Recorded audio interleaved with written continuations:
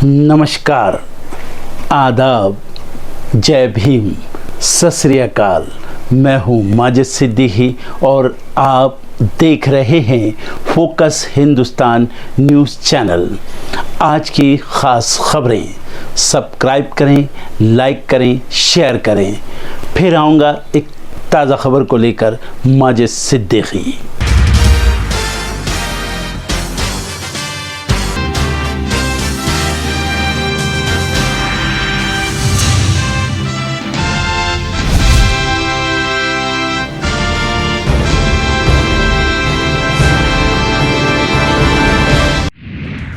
प्रियंका गांधी नहीं लड़ेंगी लोकसभा चुनाव, राहुल गांधी पर 24 घंटे में फैसला।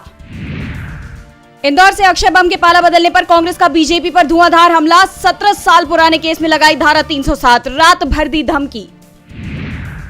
मध्य प्रदेश में हुंकार भरेंगे राहुल गांधी, आज भिंड में करेंगे रैली को संबोधित। निशाने पर रहेगी मोदी सरकार। लोकसभा चुनाव को लेकर कांग्रेस ने झोंकी ताकत, आज छत्तीसगढ़ आएंगे कांग्रेस अध्यक्ष मल्लिकार्जुन खड़गे। बिलासपुर के लोकसभा प्रत्याशी देवेंद्र यादव के पक्ष में करेंगे प्रचार। आज तिहाड़ जेल में सीएम भगवत मान करेंगे केजरीवाल से मुलाकात। बीते दिन आतिशी और पत्नी सुनीता ने की थी मुलाकात। ममता के गढ़ में होगा आर पार, आज कटवा और कृष्णानगर में अमित शाह की रैली। इन दोनों सीटों पर तीसरे चरण में 7 मई को होना है मतदान। प्रतापगढ़ में मायावती ने चला बड़ा दांव, राजा भैया के खिलाफ चुनाव लड़ने वाले बीजेपी नेता के बेटे को दिया टिकट। मुसीबत में घिरे रामदेव, सुप्रीम कोर्ट में फिर पेश होंगे रामदेव। अदालत ने पतंजलि के माफीनामे पर विज्ञापन देने को कहा। जम्मू कश्मीर में आफत बनी बारिश बर्फबारी, भूस्खलन से दर्जनों मकान ढहे, स्कूल बंद। बंगाल बिहार में भीषण लू का अलर्ट, पंजाब हरियाणा समेत कई राज्यों में होगी बारिश।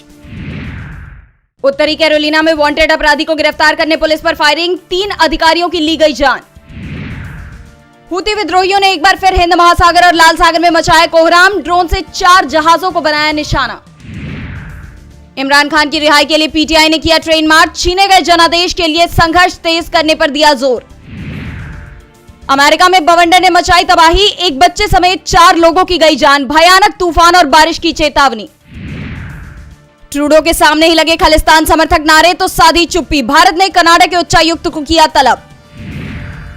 यूपीआई में आई तेजी के बाद भी बढ़ रही है नकदी की मांग, हर महीने एटीएम से होता है 1.43 करोड़ रुपए का कैश विड्रॉल। साल 2033 तक कई क्षेत्रों में होगी नौकरियों की भरमार, कोरोना काल में छिन गया था करीब 4 करोड़ लोगों का रोजगार। गोल्ड की कीमत में गिरावट जारी, आज 130 रुपए सस्ता हुआ सोना तो चांदी रही स्थिर। हिंदुस्तान जिंक के ओएफएस पर फैसला, बाजार परीक्षण के बाद कंपनी में सरकार की 29.54% हिस्सेदारी। यात्रियों के लिए जरूरी खबर, आज करीब 76 ट्रेनें रहेंगी रद्द, कई गाड़ियों का बदला गया रूट। कोरोना की दवा बनाने वाली ब्रिटेन की फार्मास्यूटिकल कंपनी एस्ट्राजेनेका ने पहली बार यह स्वीकार किया है कि उनकी कोरोना वैक्सीन से गंभीर साइड इफेक्ट्स हो सकते हैं।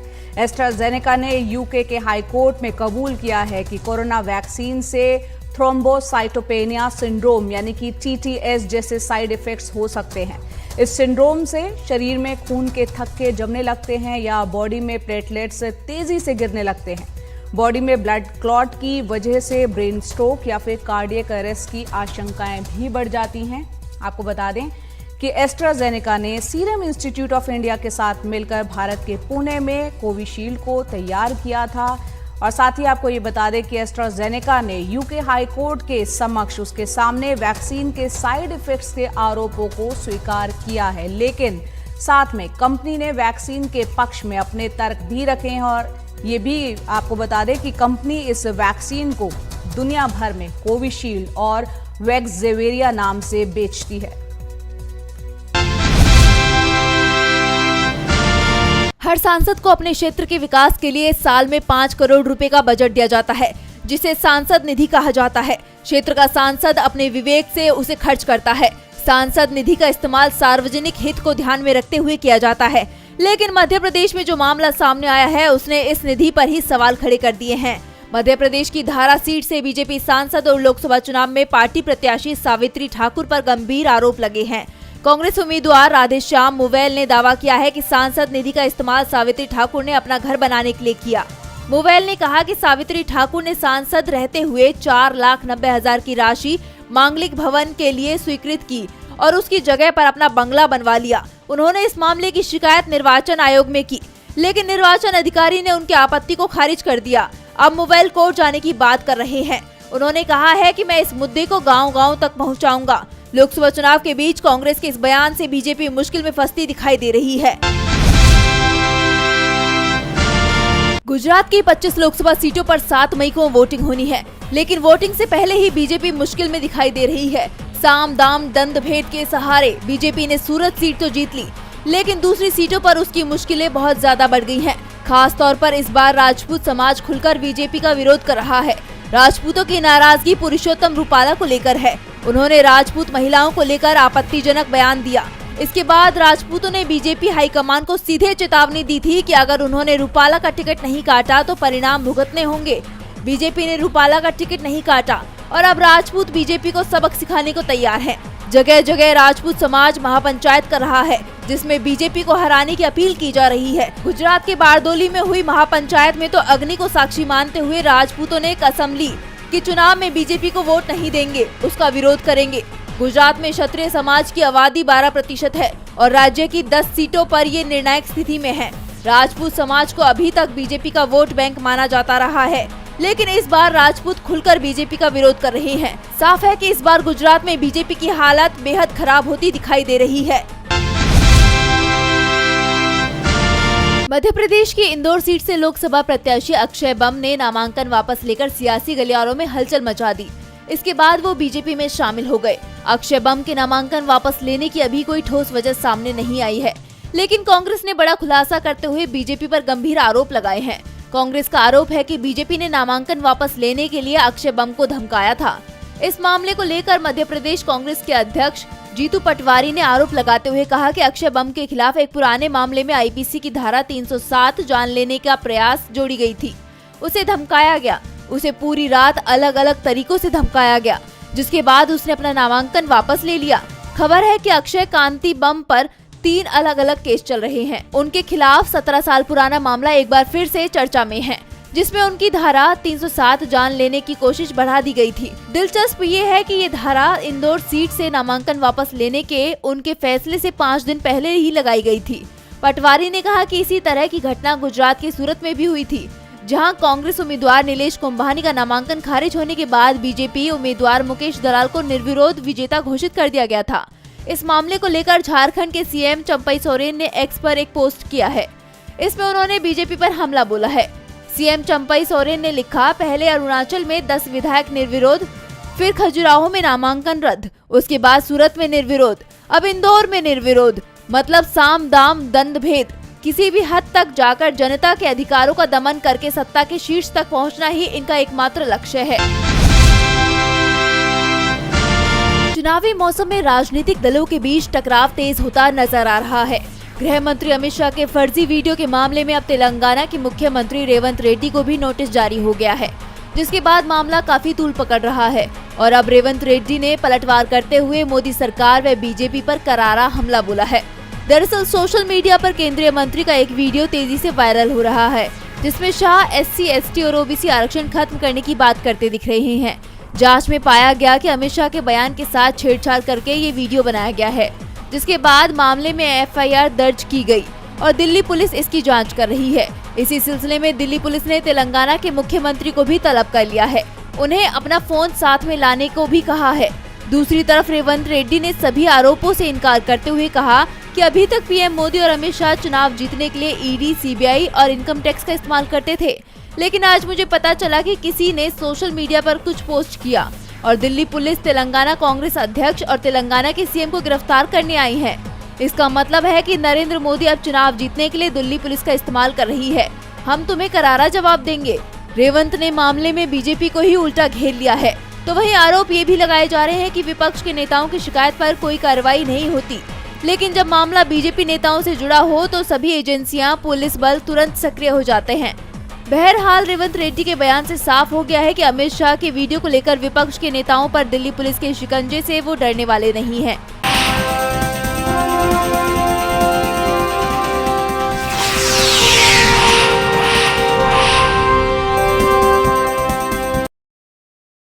दुबई एयरपोर्ट दुनिया के सबसे व्यस्त एयरपोर्ट में से एक है। इसलिए इस बीच अब दुबई में दुनिया का सबसे बड़ा एयरपोर्ट भी बनने जा रहा है, जिसका नाम अल मखतूम इंटरनेशनल एयरपोर्ट होगा। एक रिपोर्ट के मुताबिक इस एयरपोर्ट को बनाने में लगभग 35 अरब डॉलर यानी करीब 2.92 लाख करोड़ रुपए का खर्च आएगा। यूएई के प्रधानमंत्री शेख मोहम्मद बिन राशिद अल मखतूम ने सोशल मीडिया पर इस बात की जानकारी दी। शेख मोहम्मद बिन राशिद अल मखतूम ने जानकारी शेयर करते हुए कहा, नया एयरपोर्ट दुबई इंटरनेशनल एयरपोर्ट से 5 गुना बड़ा होगा। हर साल यहां से 26 करोड़ पैसेंजर यात्रा करेंगे। ये प्रोजेक्ट दुनिया के अल मखतूम इंटरनेशनल एयरपोर्ट पर शुरू होगा। यहाँ 5 पैरेलल रनवे होंगे, यानी एक साथ 5 विमान यहाँ से टेक ऑफ या लैंड कर सकेंगे। इसके अलावा एयरपोर्ट पर 400 टर्मिनल गेट होंगे। नए एयरपोर्ट के डिजाइन को मंजूरी दे दी गई है। इस एयरपोर्ट का कुल एरिया 70 स्क्वायर किलोमीटर होगा। अगले 10 साल में इसे बनाने का टारगेट रखा गया है। प्रोजेक्ट पूरा होने के बाद दुबई इंटरनेशनल एयरपोर्ट के ऑपरेशन को नए अल मखतूम एयरपोर्ट पर ट्रांसफर कर दिया जाएगा। वहीं आपको बताते चलें कि ये एयरपोर्ट कई मामलों में बेहद खास होगा। अल मखतूम इंटरनेशनल एयरपोर्ट अभी के दुबई इंटरनेशनल एयरपोर्ट के आकार का 5 गुना होगा। साथ ही इस एयरपोर्ट रनवे होंगे। इसमें 400 एयरक्राफ्ट गेट होंगे। सबसे बड़ी बात यह है कि एयरपोर्ट 26 करोड़ यात्रियों की क्षमता वाला दुनिया का पहला एयरपोर्ट होगा। इस परियोजना में 10 लाख लोगों के हाउसिंग प्रोजेक्ट का काम भी पूरा हो जाएगा।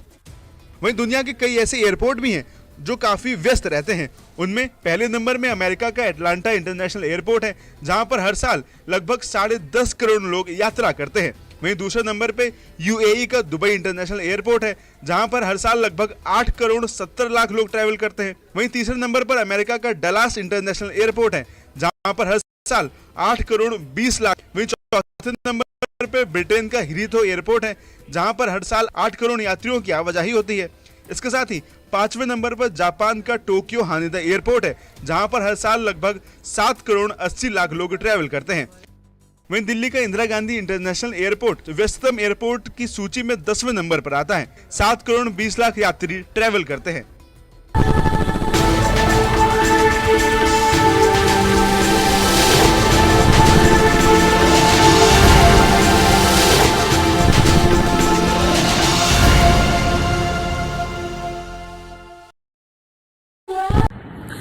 दोस्तों आज मैं आपको बताने वाला हूं कि अगर आपकी बॉडी में मैग्नीशियम की डेफिशिएंसी हो जाए तो आपको क्या क्या प्रॉब्लम हो सकती है। सबसे पहले इंसोमेनिया, नींद ना आना, स्लीपिंग डिसऑर्डर, इंसान सारी रात करवटें बदलता है, नींद नहीं आती, स्ट्रेस लेवल, एंजाइटी बढ़ जाती है इससे, क्योंकि कोर्टिसोल हार्मोन को रोकने में मदद करता है। और अगर आपकी बॉडी में मैग्नीशियम नहीं है तो कोर्टिसोल बढ़ जाता है, जिसकी वजह से स्ट्रेस और एंजाइटी हो जाती है।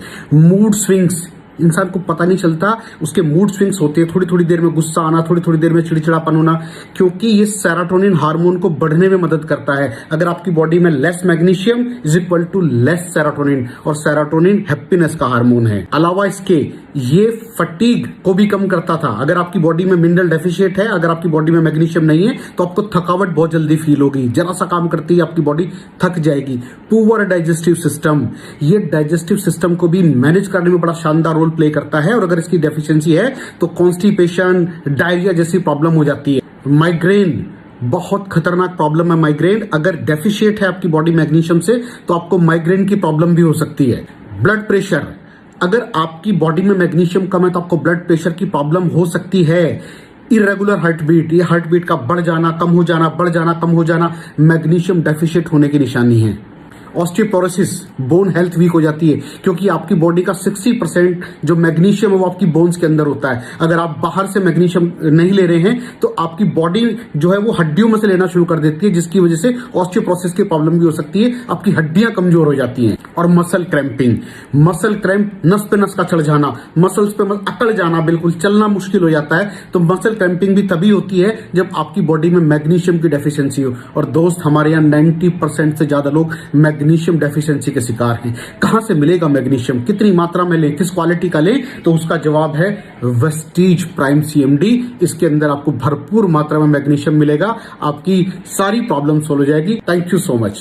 दर्शकों, देख लिया आपने हमारे वीडियो को। हमें खुशी होगी कि आपने हमारे न्यूज़ को लाइक किया और दूसरों को शेयर किया।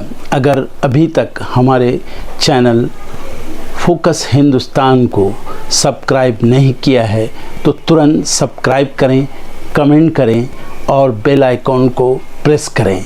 हम हाजिर हैं खबर के लिए।